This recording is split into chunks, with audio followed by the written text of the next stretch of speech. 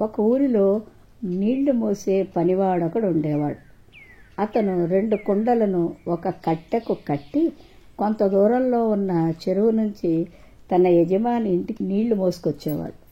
ఆ 2 కుండల్లో ఒకటి కొద్దిగా పగిలి నీరు కారిపోతుంటే మరొకటి ఒక చుక్క నీరు కూడా కారకపోకుండా ఉంది. చాలా దూరంగా ఉన్న యజమాని ఇంటికి 2 కుండల్లో నీళ్లు తీసుకొచ్చేసరికి కొద్దిగా పగిలిన కుండలో ఎప్పుడూ సగం నీరే మిగిలేది.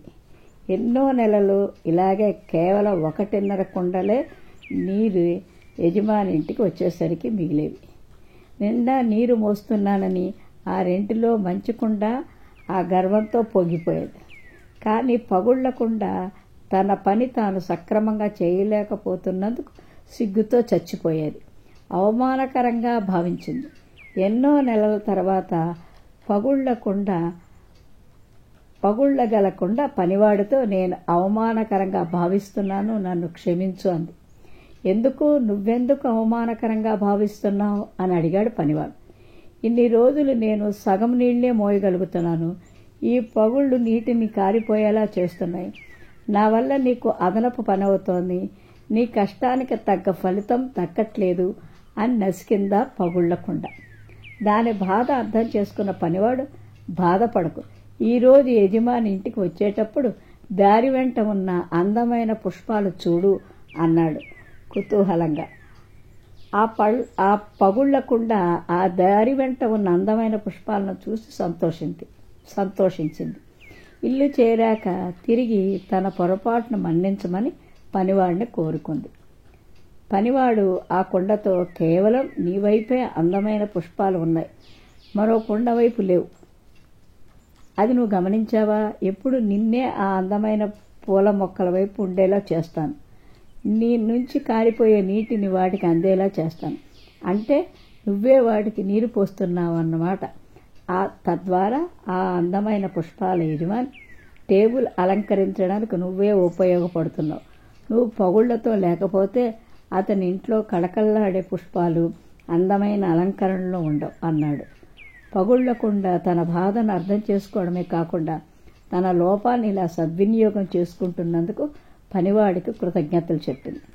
మనలో లోపాలున్న పగుళ్లకుండ మాదిరిగానే మనము ఎన్నో అద్భుతాలు సాధించగలం. మనం ఇతరులను సంతోషపరచగలం. మన తెలివితేటలతో దేవుడికే కాక మానవాళికి కూడా సేవ చేయగలం. మనం మన జీవితంలో ప్రతి నిమిషాన్ని ఆనందంగా ఉండేలా చేసుకోగలం. ఒక మేకల మందలో బుజ్జి మేకపిల్ల ఒకటి ఉండేది. వయసులో చిన్నదైనా తెలివితేటల్లో పెద్దవాళ్ళకే మాత్రం తీసిపోయేది కాదు. ఒక రోజున యజమాని మేకలను కొండ దిగువకు మేత కోసం తోలుకెళ్లాడు. ఆ కొండపైన ఒక పెద్ద అడవి ఉంది. మేకపిల్ల అటు ఇటు గెంతుతూ మంద నుండి దూరంగా అడవి వైపు వెళ్ళిపోయింది. తన తప్పు తెలుసుకుని వెనకకు తిరిగి రాబోతుంటే పులి ఎదురుపడింది.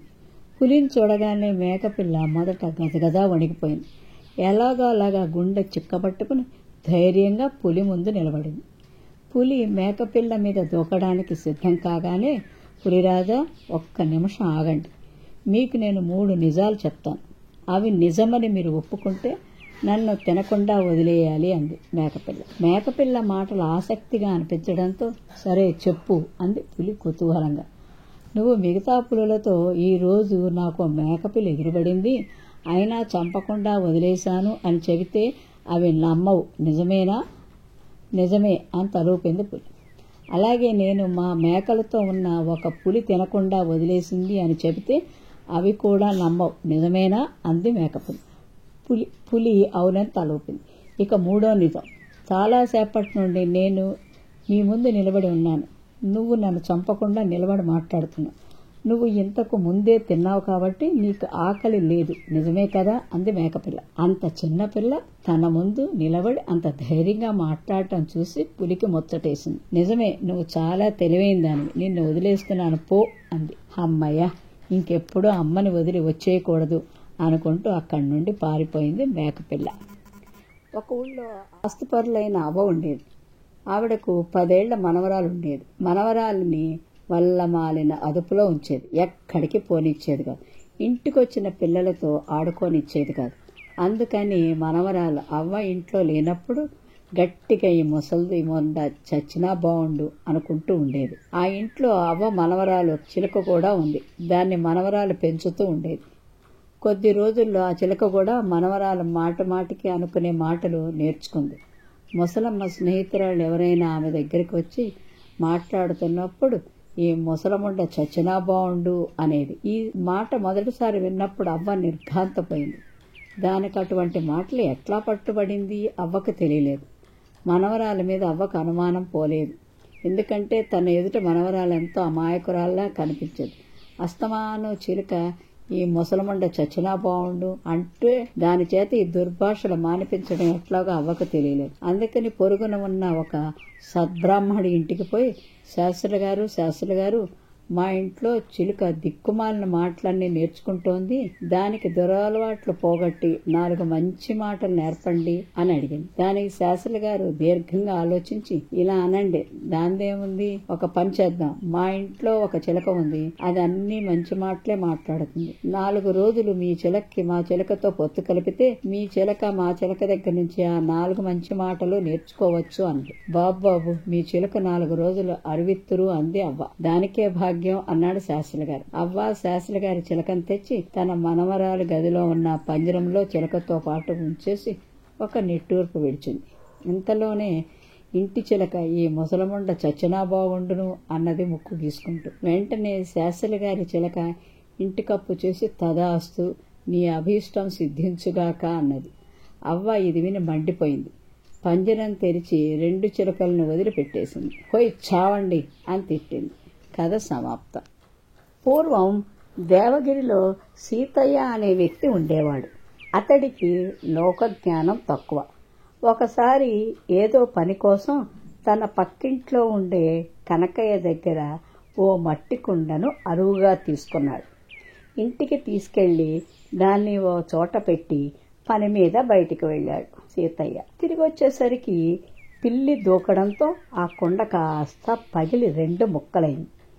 ఏం చేయాలో తెలియక ఆ ముక్కల్ని జిగురుతో అతికించి ఏమీ తెలియనట్లుగా కనకయ్యకు తిరిగి ఇచ్చేశాడు. అయితే పగుళ్లు గమనించిన కనకయ్య, నేనిచ్చినప్పుడు బాగానే ఉన్న కుండ ఇప్పుడు ఇలా ఉందేంటి అని ప్రశ్నించాడు. నాకేం తెలుసు, తీసుకెళ్లిన కుండను తీసుకెళ్లినట్లే నీకు ఇచ్చేశాను.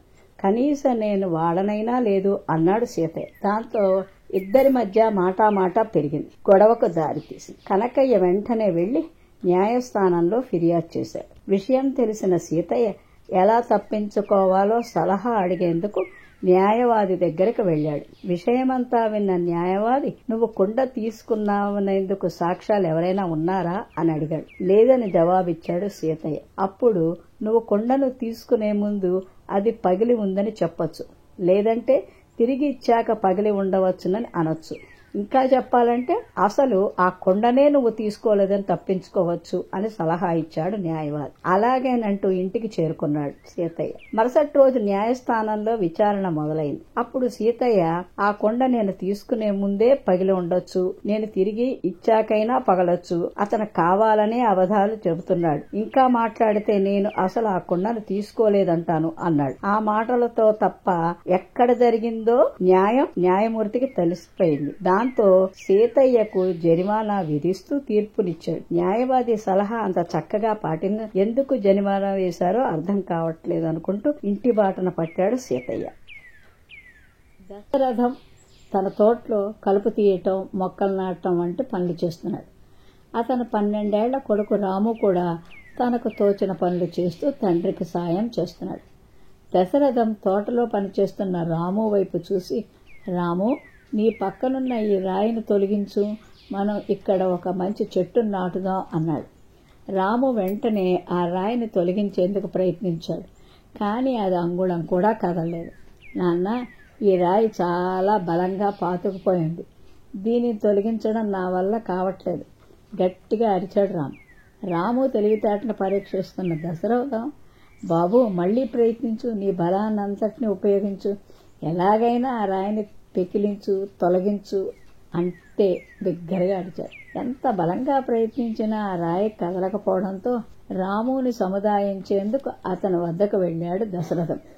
నేను నీ బలానంతటిని ఉపయోగమించని చెప్పానా లేదా ప్రశ్నించాడు దశరథ్. ఏడుస్తూనే రాము, అవును నాన్న, కానీ నేను నా శక్తి మేరకు ప్రయత్నించాను, కానీ రాయి కనీస కదలను కూడా కదలలేదు అన్నాడు. రాము, నీవు నన్ను మర్చిపోయావు నాన్న, నీవు నాకు సహాయం కోరవచ్చు కదా, నీకున్న బలంలో నన్ను కూడా ఒక బలంగా ఎందుకు అనుకోవు అని తండ్రి అనడంతో రాము కళ్ళు జిగేల్మని మెరిసి ఏడుపు దానంతట అదే ఆగిపోయింది. తండ్రి సాయంతో ఆ రాయిని సులభంగా పెకిలించిన రాము అక్కడ ఒక చక్కని మామిడి మొక్కను నాటాడు. ఒకరోజు ఒక సింహం ఎండలో తిరిగి అలసిపోయి ఒక చెట్టు కింద సేద తీరింది. చిట్టెలుక ఒకటి చెట్టుపై నుంచి చూసుకోకుండా సింహం మీదకు దూకింది. అప్పుడు సింహం ఆ ఎలుకను కోపంగా చూసింది. ఆ ఎలుక భయపడి, అయ్యా, నేను అల్పప్రాణిని, అవివేకం వల్ల మీ మీదకు దూకాను, నన్ను కరుణించి ప్రాణభిక్ష పెట్టండి అంటూ ప్రాధేయపడింది. సింహం దయతో ఆ ఎలుకను చంపకుండా వదిలిపెట్టింది. దానికి ఎలుక ఎంతో సంతోషించి, మీరు చేసిన మేలు నేనెప్పటికీ మర్చిపోను అని తన బొరియలోకి వెళ్లిపోయింది. కొన్ని రోజులు గడిచాయి. ఎప్పట్లా వనమంతా తిరుగుతున్న సింహం ఒక వేటగాడి పన్నిన వలలో చిక్కేసింది. ఆ వల నుండి బయటపడాలని ఎంతో ప్రయత్నించింది, కానీ బయటపడలేకపోయింది. ఇక ఈ రోజుతో నా జీవితం ముగిసిపోతోంది అనుకుని భయంకరంగా అరుస్తూ ఆ వల నుండి బయటపడటానికి శత విధాలా ప్రయత్నించసాగింది. దాని అరుపులు విన్న ఎలుక తన బొరియలో నుంచి బయటకు వచ్చి వలలో చిక్కుకున్న సింహాన్ని చూసింది. బాధపడకండి మహారాజా, మీరు చేసిన ఉపకారానికి ప్రత్యుపకారం చేసే అవకాశం నాకు కలిగింది అంటూ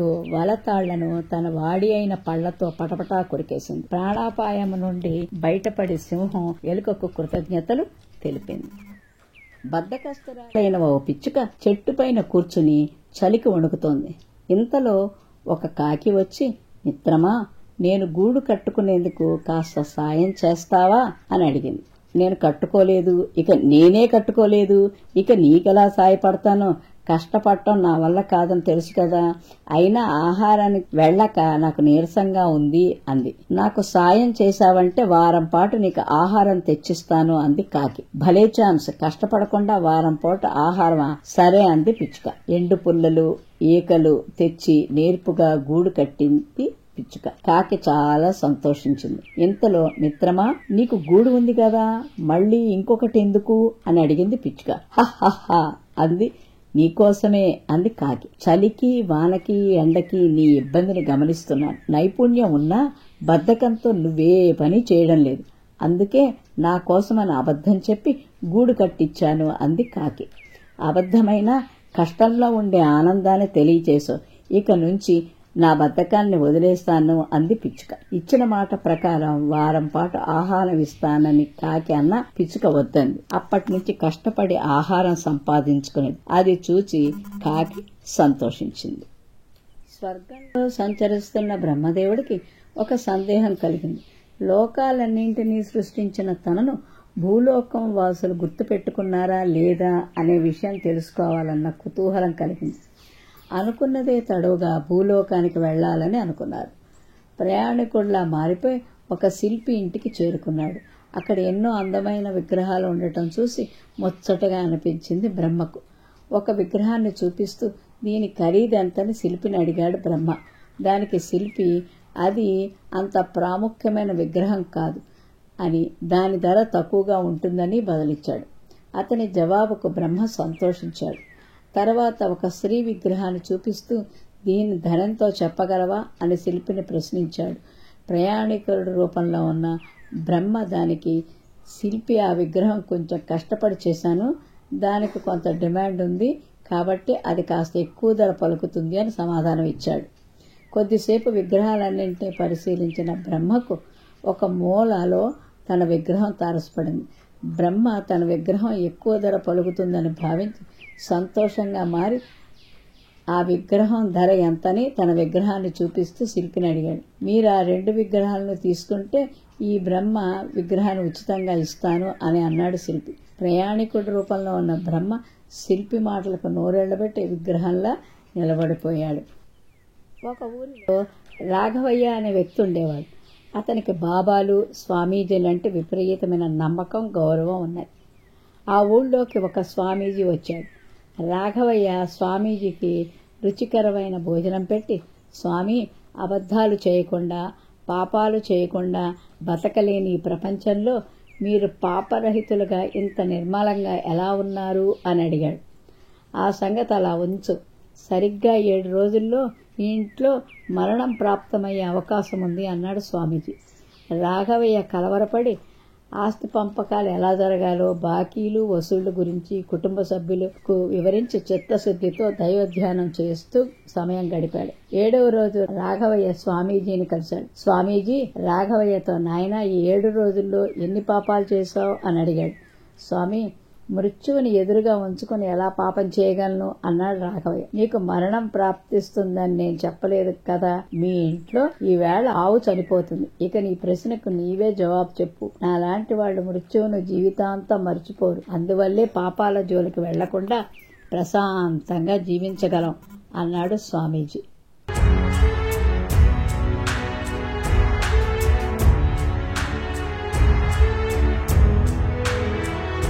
మీరు మరిన్ని వీడియోలు చూడాలంటే మన ఛానల్ను సబ్స్క్రైబ్ చేయండి. పక్కనున్న బెల్ ఐకాన్ని ప్రెస్ చేయండి.